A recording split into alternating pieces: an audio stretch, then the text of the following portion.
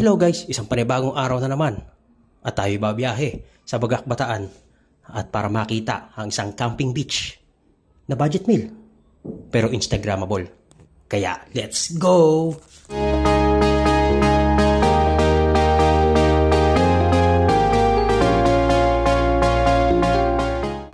Mula Manila hanggang Bagak Bataan, more or less 160 kilometers ang layo nito.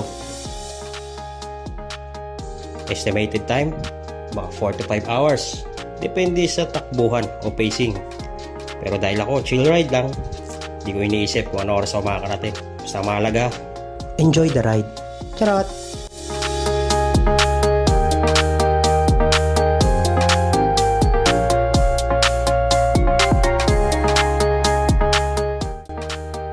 Since nandito na rin naman tayo sa Bataan, magsa-side trip tayo.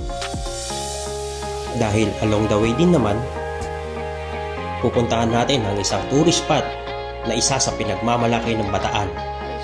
Ito ay Mount Samat National Shrine.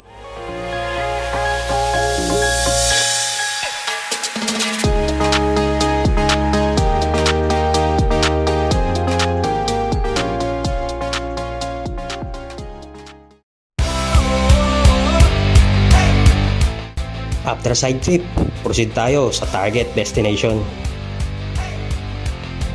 Habang binabaybay natin ang kalsada, may nakasabay tayong mga big bikes. Big bike na minsan na natin pinangarap pero hindi binigay ng pagkakataon.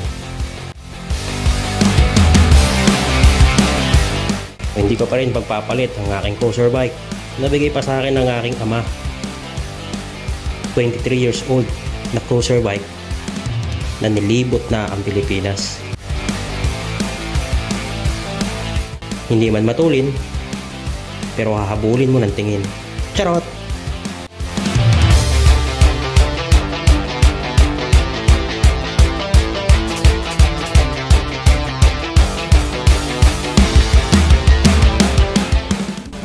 Dito narating na natin ng checkpoint.